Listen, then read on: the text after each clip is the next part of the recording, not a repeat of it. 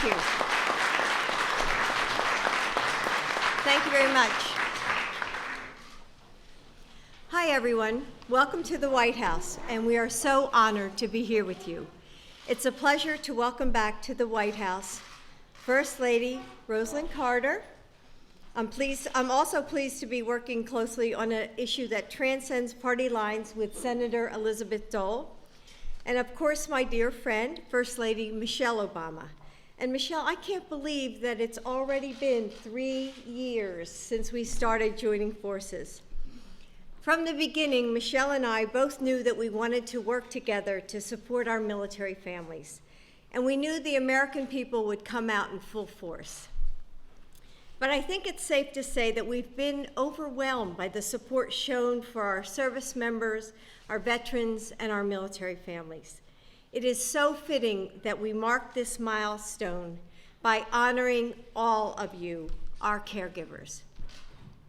As a military mom, this is something close to my heart. I've had the honor to meet with caregivers at Walter Reed, Fort Belvoir, and at bases around the world. Their loyalty, love, and devotion is truly inspiring. There is no truer example of that than two brothers my husband Joe and I met last fall. Kyle and Brett Pletsky are from Rockford, Michigan. Brett is up on the stage with us today, and Kyle is out in the audience. Kyle, an Army specialist, was injured during his first deployment to Afghanistan, sustaining multiple pelvis fractures, an ankle injury, and nerve damage to most of his right leg. When Kyle first came to the White House in 2013, he was in a wheelchair. When he came to our home for a Wounded Warrior event, just a few months later, he was walking. Kyle will tell you that much of his progress is due to the fact that his older brother, Brett, was able to serve as his primary caregiver. Their experience is one shared by many military families, caregivers, and many civilian families. As baby boomers age and more people live longer lives with chronic illnesses, the number of caregivers among us is only going to increase. Like so many Americans, both Joe and I have had firsthand experience caring for our parents in the final years of their lives. I was so grateful that we could be there to help care for them and be with them in their last moments of life, to do what family members do out of love. But I also understand how isolating caregiving can be, how you can feel completely cut off from your world as you knew it. The caregiving experiences also reminds me how much you appreciate the simple things, stepping outside to see the vivid colors of the sky, or smelling the fresh air of spring. This is a shared experience I've heard about from so many caregivers. All of us here today want you to know that we so greatly value what you do. Your devotion is never taken for granted, and you truly inspire us with your empathy, compassion, and care. In so many ways, you have been caregivers to our country, angels walking among us, and we cannot thank you enough. That is why we're all here today. You are doing your part to meet our sacred obligation to those who serve. And it is up to us to give you the support you need and rightly deserve. And with that, I am so honored to introduce a dear friend and one of our finest First Ladies, who, along with her husband, continues a lifetime of public service, someone who has been at the forefront of caregiving issues for decades, First Lady Rosalynn Carter. Rosalynn?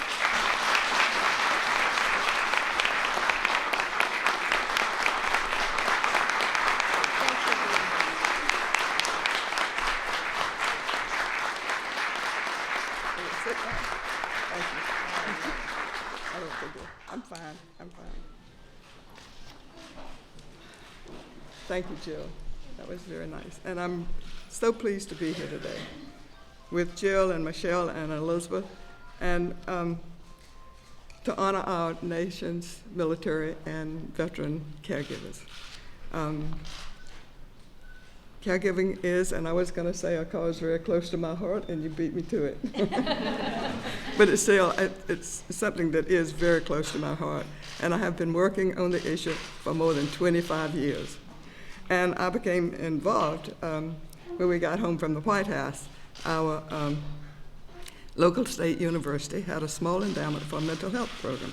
And since I had been working on mental health when Jim was governor and then when he was president, and they wanted me to do something with them and start a program. And so in 1987, we established the Rosalynn Carter Institute for Caregiving, that we call RCI. And we were working with those caring for loved ones with mental illnesses. And we were doing that because it was the endowment was for mental health. But by that time, I already had a really good mental health program at the Carter Center, which we had developed because we got home in 1981. And but it quickly spread to be for all caregivers. Over the years, with generous support from Johnson & Johnson, who's been an invaluable partner, we've taken 2 evidence-based programs, one of which we helped develop for those caring for loved ones with Alzheimer's, and adapted them to the communities. You can't take a program and just like it came from the research center, you have to adapt it to the communities. Now our country faces a new challenge. Over 1 million of today's caregivers are military families and are adjusting to a new normal as their loved ones return from service bearing both visible and invisible wounds. As a Navy wife myself, I experienced the challenges of balancing family and work while my husband was at sea, and I cannot imagine how it would be to so eagerly anticipate a loved one coming home, and instead of unbridled joy to those caregiving demands that never before imagined. And I know that you all know how I feel, and I know how you feel about this, having been in working this so long. The impact of these demands can have devastating effects, leading to strained family relationships, poor health, and difficulties in the workplace. When Michelle first announced the Joining Forces initiative, I wrote her and offered to help. We were already working with military families in my state. And I thought the lessons we had learned, working with that and also working with other caregivers for so long, we might be able to help. And again, with the support of Johnson & Johnson, we launched Operation Family Caregiver in 2012. It empowers caregivers by teaching problem solving and coping skills. It is evidence-based and is tailored specifically to individual families. Each family is assigned a caregiving coach who is available either in person or by Skype. The coach works with the family for 4 to 6 months. I'm especially proud that one of Billy Carter's granddaughters, Mandy, served as one of our coaches. Her husband came home from Iraq wounded, so she knows firsthand what the problems are, what the challenges are. We rigorously assess the program's impact, and I'm pleased to report that Operation Family Caregiver makes a difference. Mandy has told me about her experiences and how caregivers who have completed the training say they are more satisfied with their lives, have fewer trips to the hospital, and suffer less depression. Operation Family Caregiver is helping to create stronger, healthier families among those who have served our nation, and we now have 4 new sites that I'm proud of. Buffalo, New York, Johnstown, Pennsylvania, San Diego, California, and Killeen, Texas. Well, all of us here today mourn the loss of life at Fort Hood last week. Our prayers are with the families of the victims. We must honor them and their loved ones by acting now to increase the support services available to them. We invite other organizations to join us with With me here today is Dr. Lisa Easom, who's Executive Director of the Rosalynn Carter Institute, and some of the Operation Family Caregiver staff are here in the audience, I suppose. We all can be so much more effective working together, and we welcome the opportunity to share good programs. Well, one of the best things that's happened to the caregiving field is having Senator Dole become involved. She knows firsthand the difficulties faced by these military families, having been at Walter Reed Hospital for 11 months while her husband was recuperating, and seeing the stress and the bewilderment of families not knowing where to turn when their loved ones come home with loss of limbs, traumatic brain injury, with any serious health problems. She spoke at our annual summit at the Rosalynn Carter Institute last fall, and is a wonderful, compassionate leader with the ability to get things done. It's a pleasure to introduce Senator Elizabeth Dole.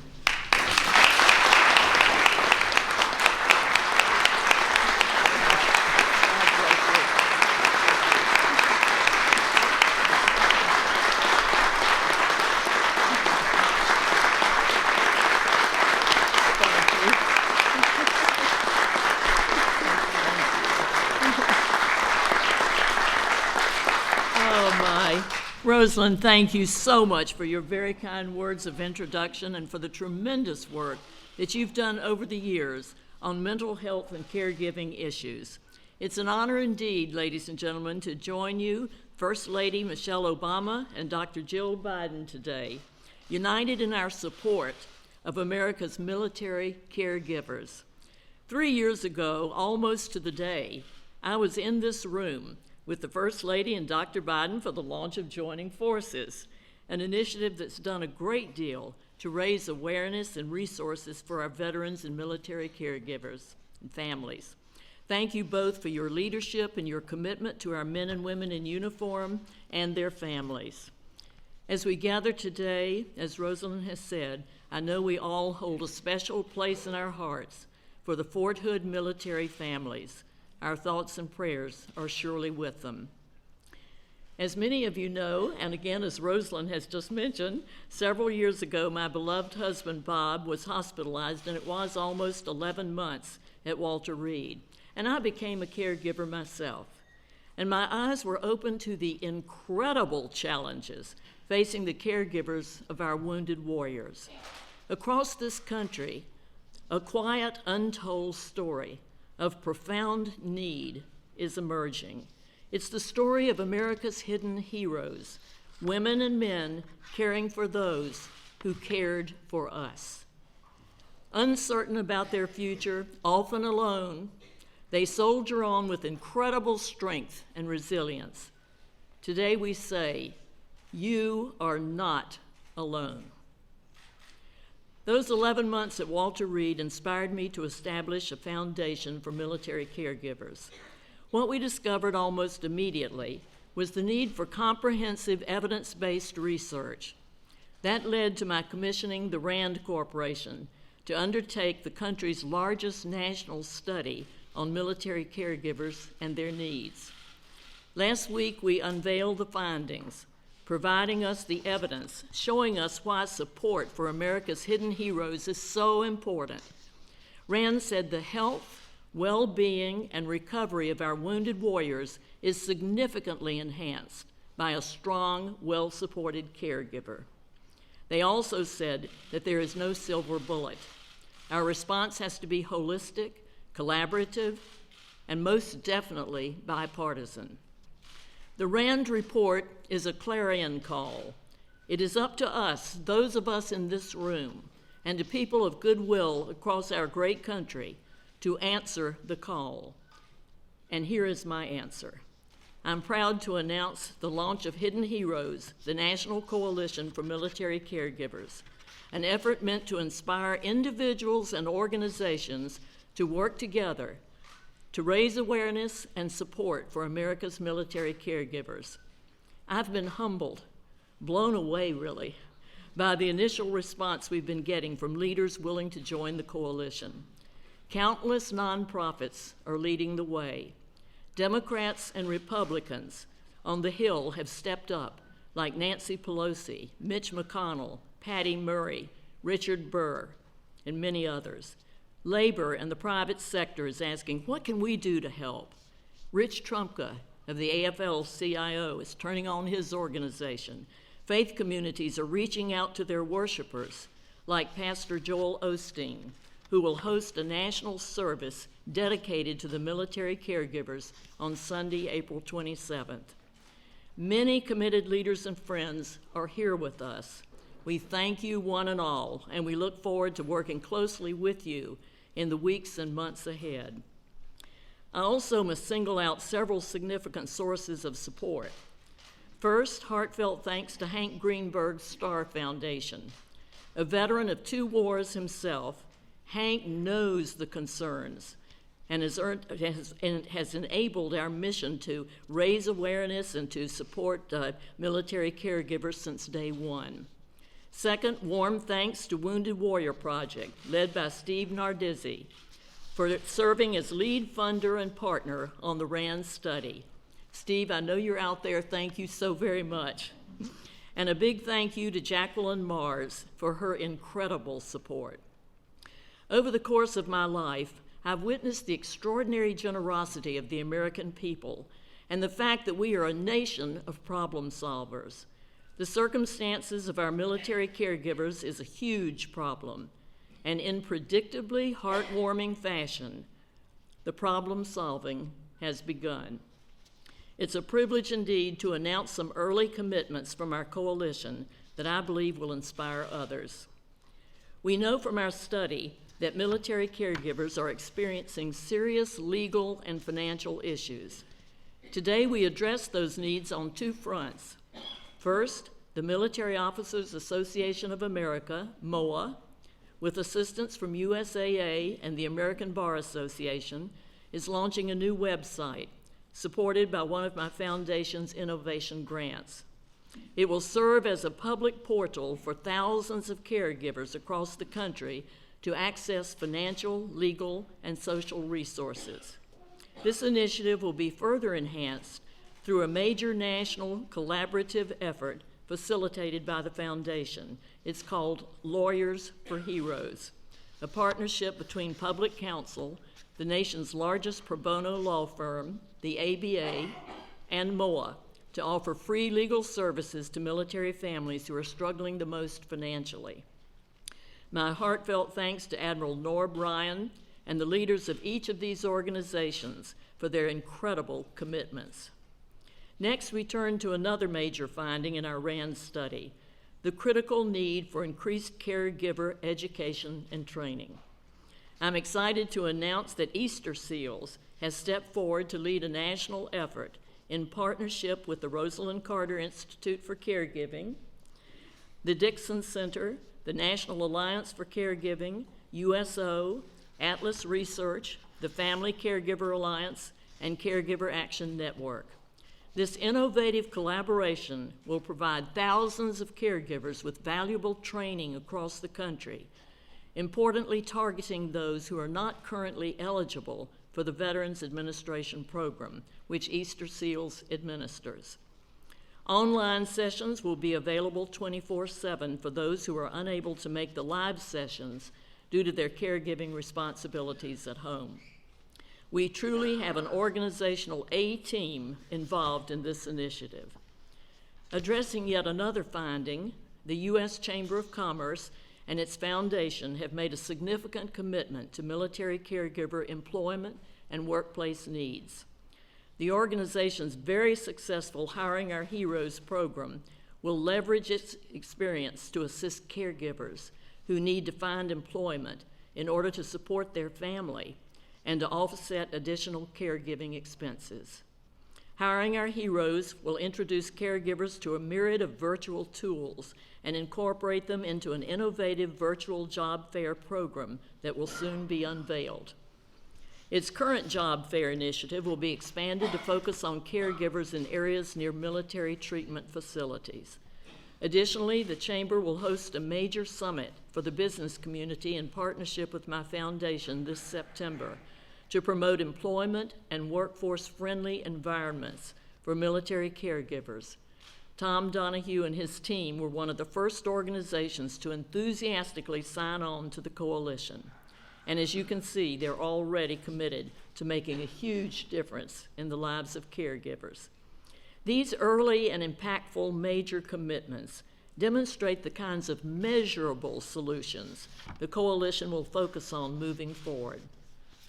I'm truly touched that we're joined today by caregivers from across America, including those who are part of our 50-state Caregiver Fellows program, advising the foundation and raising awareness by sharing their stories.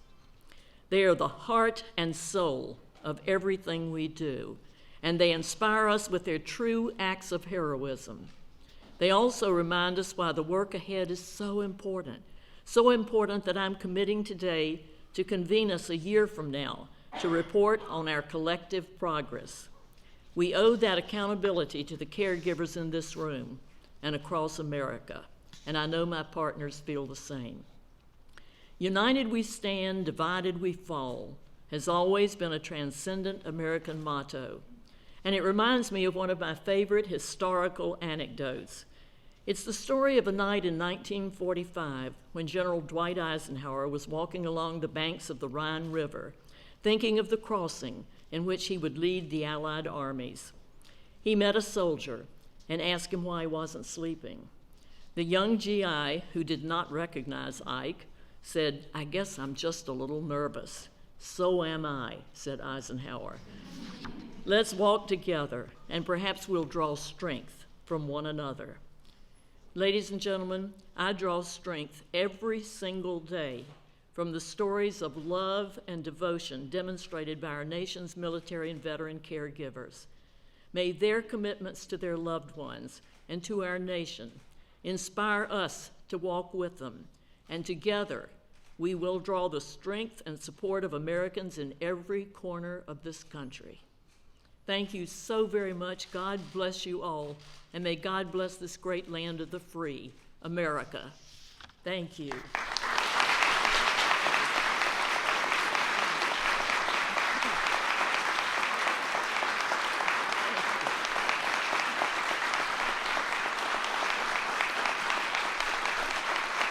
Thanks very much. Thank you. You're great. Thank you so much. I'm coming back. Ladies and gentlemen, I now have the honor of introducing Melissa Faye Meadows. Melissa left her job as a nurse to serve as a full-time caregiver to her beloved husband, Staff Sergeant John Meadows, after his medevac from Afghanistan last year. The couple from Connecticut has 3 sons, 1 daughter, and a grandson, and their story of love and devotion to one another is inspirational indeed. Melissa, we salute you and welcome you today. Would you come forward, please?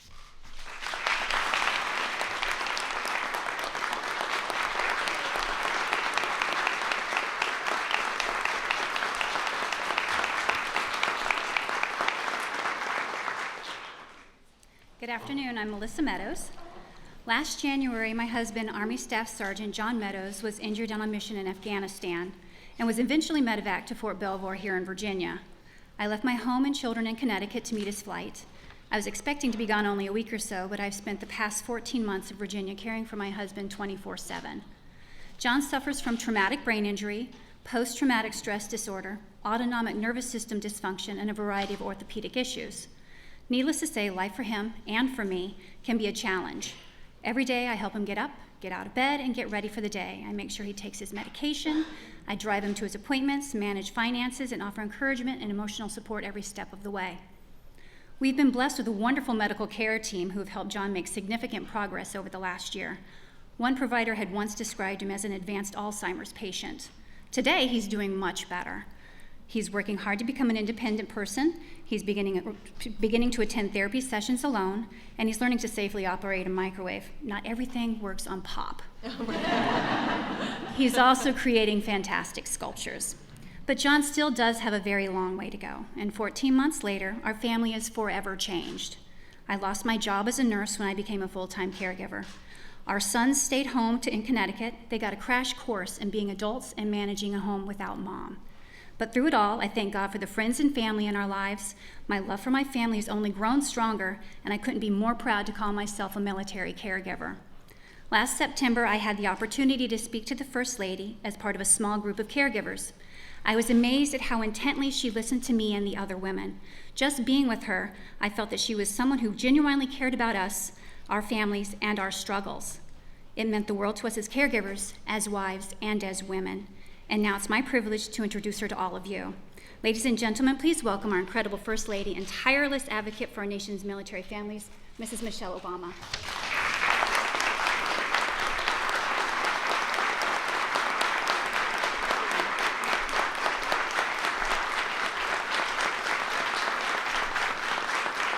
Thank you, everyone. Thanks so much. Good morning. Let me start by thanking Melissa for sharing her story with us and for all that she does for her family and for our country every single day. I also want to recognize the leaders of our military who are here today, as well as everyone from Military One Source for their generosity and support of today's event. And of course, I want to thank the wonderful women on stage with me today, Senator Dole, Mrs. Carter, and my outstanding partner on joining forces, Dr. Jill Biden. These women have shown such tremendous leadership in this effort, and I am thrilled that we can all be together here today to mark the 3rd anniversary of joining forces. Today is just the first of a series of events throughout April that we will celebrate the many ways our country is stepping up to support our military families in areas like employment, education, community outreach. And I'm excited to kick this month off by honoring many of the folks who are here in our audience today, our country's extraordinary military caregivers. Now, when Jill and I started joining forces 3 years ago, we did it because of people like you. And I just want to take a moment, because when I look at you all and I see how emotional you are because you're here, because the country is recognizing what you do. And I know that touches you so much, because we know you have incredible strength. We know that you have sacrificed so much, and so much of what you do goes unnoticed. We know that. And that's why it was so important for us to do this here at the White House, and to have the people on stage here is just a reflection of our respect and admiration for your sacrifice. You all are some of the most unsung heroes in this country. And I know from firsthand experience, I have seen you all in action. As Melissa mentioned, back in September, I had a chance to meet with her and with 4 other military caregivers at the Intrepid Spirit 1 at Fort Belvoir in Virginia. And this center is one of our newest and most cutting-edge facilities. It's amazing. It's a place designed to help our wounded warriors and their families deal with the unseen wounds of war, wounds like post-traumatic stress and traumatic brain injuries. And when I met with these women, I was, first of all, instantly impressed by how incredibly poised and polished each and every one of them were. They were amazing. They were so smart, so incredibly articulate. They were exactly the kind of people that any company would want to hire and promote. That was my first impression. I was wowed by just how sharp they were. And then I heard their stories, and I was just blown away. They were dealing with daily challenges that would knock most people to their knees. Everything from helping their spouses bathe, to adjusting their new prosthetics, to battling depression, anxiety, recurring panic attacks. One woman quit her job almost immediately after her husband was injured. Others have gone through counseling with their loved ones just to handle these newfound family issues. And they all talked about how difficult it was to relate to their friends, even family members who didn't quite get what they were going through. I remember one woman shared how little those closest to her understood what it was like when her husband spent extended time at a care facility. She told us how a coworker had said to her, "Oh, it must be like your husband's out of town for a while." Another told me a story that has stayed with me to this day. She said that when her husband first came home, everything seemed fine. It was that joyous celebration that Senator Dole mentioned. But then days and weeks passed, and she began to notice small changes in his behavior, how he had trouble remembering things, and simple tasks became increasingly more difficult. And their marriage began to suffer. And she said slowly the husband she once knew just seemed to disappear. And she talked about the feelings of loneliness and despair and isolation and fear.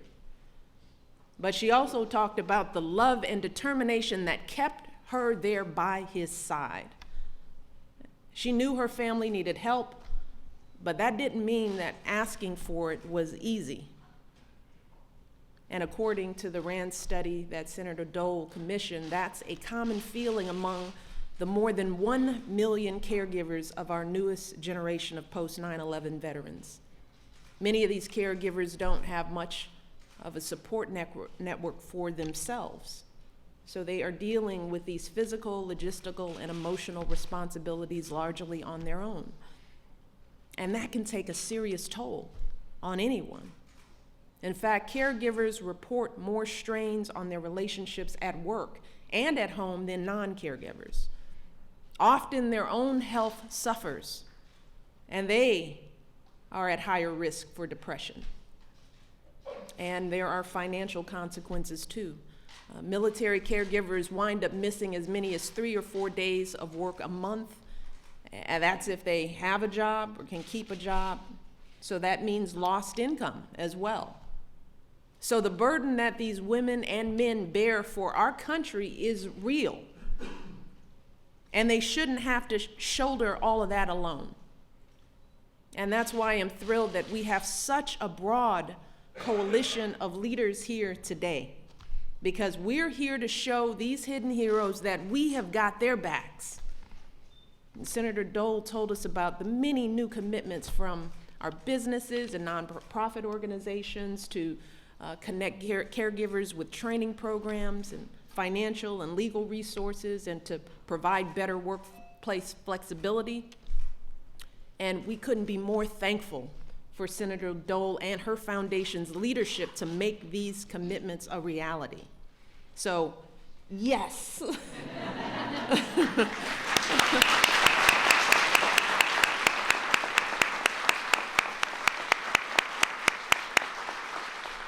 And today I'm excited to talk about a commitment that I'm proud to say grew out of the encounter that I had with Melissa and those 4 other caregivers at the Intrepid Center. You see, that meeting was the first time that the staff at Fort Belvoir had convened a group like that. That was the first time. And for one of the women there, it was the first time that she'd ever spoken with another caregiver, ever. But immediately, we could all see how powerful it was for these women to be talking to their peers. And soon enough, they forgot that I was even in the room. It was so good. I mean, they were immediately problem solving. They were connecting with each other emotionally. They were solving each other's problems and directing each other to websites and resources that could help. It was phenomenal. And to the credit of the incredible doctors at the Intrepid Center, Dr. Hee-Chin Che and Commander David Webb, they recognized the value of these peer-to-peer connections. So they sprang into action right after that meeting. They told me that they would reach out to more caregivers and reconvene this group every week. And in the time since that meeting, another support group was formed as well. And between the 2 groups, membership has grown to almost 50 caregivers just at Fort Belvoir. And today I'm thrilled to announce that the Department of Defense is going to recreate that success story for all of our military caregivers. They're committing to form in-person peer forums like these at every military installation that serves wounded warriors and their caregivers around the world. They'll also be creating online tools and webinars so that caregivers who aren't able to attend an in-person forum can connect to their peers as well. And on top of that, the Tragedy Assistance Program for Survivors, the Elizabeth Dole Foundation, and many other organizations are committing to training 10,000 caregiving peer mentors, a commitment that will reach 50,000 caregivers nationwide. And together, these commitments mean that tens of thousands of our brave caregivers will have the added support they need, the support of a friend and mentor who understands what they're going through. You know, someone who can help them manage everything that's going on in their lives. So this is a big deal, and it's really just the tip of the iceberg, because everything that we're talking about today, from the peer forums to all of the new resources that Senator Dole mentioned, all of that is a supplement to the tremendous caregiver support offered by the military and by the VA. Now, for example, 4 years ago, my husband signed the Caregivers and Veterans Omnibus Health Services Act. And through this law, thousands of caregivers have received travel reimbursements and financial stipends of up to about $2,300 a month. And thousands more have received comprehensive caregiver training. They've received access to insurance through the VA, and they've received mental health care and counseling for themselves. And through this law, caregivers are eligible for up to 30 days a year of respite care for themselves, which means they can maybe relax, maybe re-energize, maybe just find some time to clean the house, go grocery shopping. So we want to encourage all eligible caregivers to take advantage of these benefits and connect with a host of resources by visiting caregiver.va.gov, or they can go to militaryonesource.mil. Because one of the things we learned at this meeting is when you're alone and isolated, often you don't even know what resources are there. And that is the frightening part of it, that people aren't accessing these resources because they're alone. So we as a nation have to find folks out there who are struggling on their own and help them to connect. And that's really what today is about. It's about connecting military families with the resources that are available to them and rallying our country to do even more. And that's why I'm so grateful for the leadership shown by everyone here today. And I want us to take a moment to just look around this room. We have got Republicans and Democrats. We've got leaders from business and labor and from the military. And we're all coming together to show our military families how much we appreciate them. In fact, today reminds me of a moment from earlier this year when my husband shared the story of Sergeant First Class Corey Rimsberg in his State of the Union address. I had the chance to sit next to Corey as the president told his incredible story, how as an Army Ranger he had nearly been killed by a roadside bomb in Afghanistan, but fought back valiantly to speak again, to stand again, to walk again. And it was a moment that brought a divided Congress to its feet, and it inspired millions of Americans across the country. But if you remember that moment, you might also remember the man standing next to Corey, holding his arm as he stood to wave to the gallery. That was Corey's caregiver, his father, Craig. And Craig, along with his wife, Annie, have stood by Corey's side since the explosion. Annie, his mom, makes sure that Corey is taking the right medications. She cooks his meals.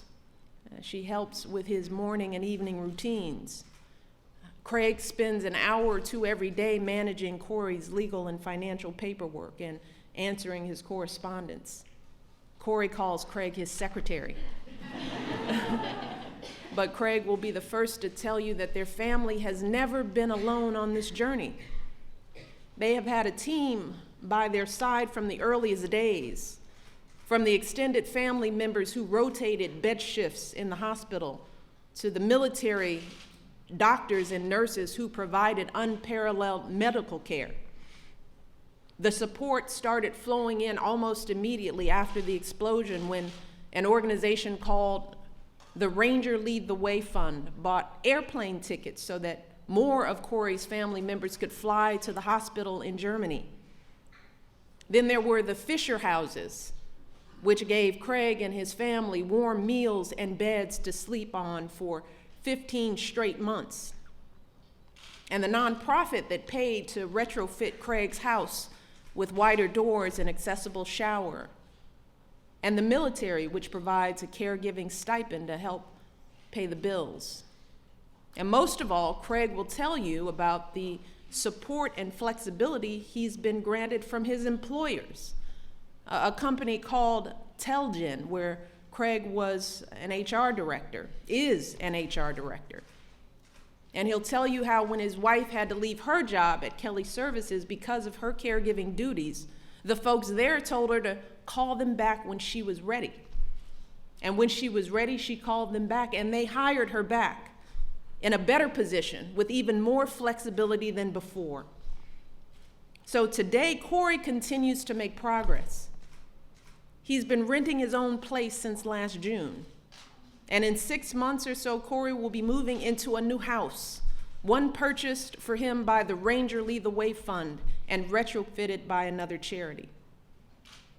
So Corey's story is the model, because that's not true for everyone, but it is the model. This is the kind of honor and support that every single one of our wounded warriors and their caregivers deserve. That's our ideal. That's our goal. And to achieve that goal, we've got to follow through on these commitments we're making here today. And we've got to keep asking ourselves, what more can we do? That's the question for everyone watching today. How can we reach the Corey Rimsbergs and the Craig Rimsbergs who live in our own communities? That's what joining forces is about. And that's why this month isn't just a celebration, but it's a call to action. It's a call to all of us as Americans to match the service of our veterans and caregivers with service of our own. So again, I want to thank all of the leaders here today for stepping up to answer that call. And again, to our caregivers, the men and women in this room, I want to thank you. I want to thank you for showing us what bravery and courage and sacrifice really means. And I want you all to know that we are not going to quit until we serve you as well as you've served us. That is our pledge to you. That joining forces isn't about photo ops or White House events. It's about making real concrete changes that you can feel in your daily lives. So we want you to keep working with us, hold our feet to the fire. Let us know that you can feel all these things that we're doing, and give us feedback and criticize us and poke at us. Because it's going to take all of us working together to get you to a place where you feel that you live in a country that appreciates your service, because you do. You do. Every time we ask, people step up. There is no one that has said no. So we want you to help us to encourage other people that are working and living in the shadows to step out and ask for help. That it is not a place of shame, but it is a source of pride.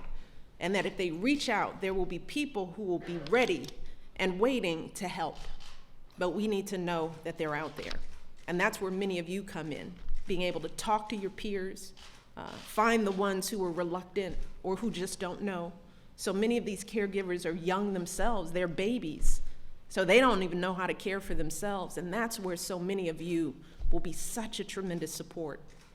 So we want you all to stay strong. Remember this day, because this is not the exception. It will be the rule.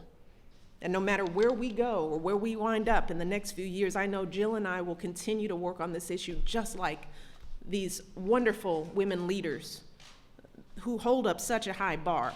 I wish you all would just slow down. but we are pledging to keep working on this issue.